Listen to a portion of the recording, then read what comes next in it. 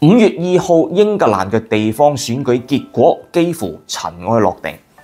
4年前先至由 Nigel Farage 法拉奇領導以及創立嘅英國改革黨，以橫掃嘅姿態取得662個市議員嘅資格。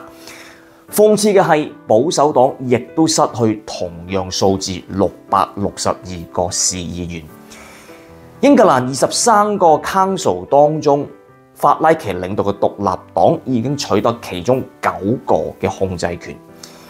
保守黨曾經控制嘅15個區議會全軍覆沒，失去所有區議會嘅控制權。工黨亦都失去佢其中唯一嘅一個市議會控制權。一個不成氣候嘅自民黨就漁人得利，取得3個，另外仲有9個 council 並冇一個政黨能夠取得獨立控制權。同香港唔一樣嘅係，英國嘅市議會 council 係有實權嘅議員嚟到控制以及掌握。大家交嘅 council tax 其實就係呢班 councillor 區議員所訂立以及設計。改革黨除咗喺區議員當中大獲全勝、橫掃一切之外，仲喺其中一個市長選舉當中獲得勝利，喺 Lincolnshire 歷史性獲得第一個市長資格。其餘3個市長選舉排第2，只係僅次工黨之後。仲有一個 by election， 即係話英國國會嘅補選，亦都由改革黨取得擊敗工黨，取得國會議員嘅資格。改革黨現在喺國會有5個議席。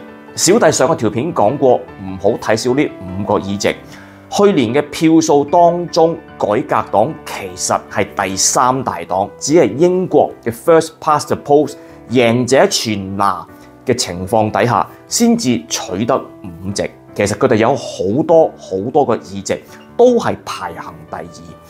當時我就講過，改革黨嘅勢頭勢不可擋，已經係無人可擋嘅勢頭，但係冇諗過咁快就幾乎令到保守黨而家已經面臨滅頂之災。英國改革黨由一開始創黨之初就講明要取代英國保守黨成為英國嘅2大政黨之一。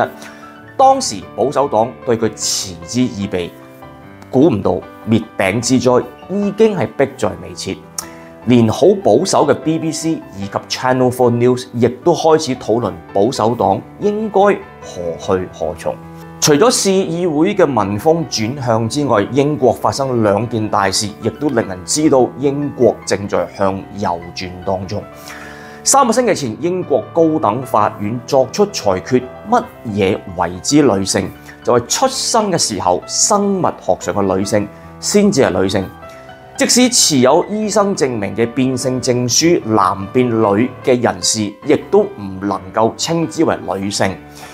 幾日前，英國嘅足總就亦都裁決變性女性唔能夠參加女子足球比賽。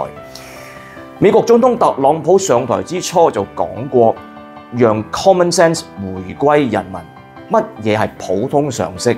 點解性別之爭會令到我哋筋疲力盡咁去討論乜嘢係男定係女？覺醒運動 woke 喺英國以及歐洲席捲全部人民。歐洲向右轉勢不可擋，堅持向左行嘅工黨，現在同保守黨一樣，亦都要坐低思考到底何去何從。法拉奇現在嘅民調非常之高，根據 BBC 自己2星期前嘅調查，如果而家立即大選，法拉奇會以180席成為英國嘅最大黨，並冇 overall majority， 但係佢係最大黨，由2黨政治變成3國鼎立。今次嘅 local election 選舉之後，法拉奇已經成為英國下一任首相嘅熱門人選。英國向右轉已經勢不可擋。今期講到呢度，我哋下期再見。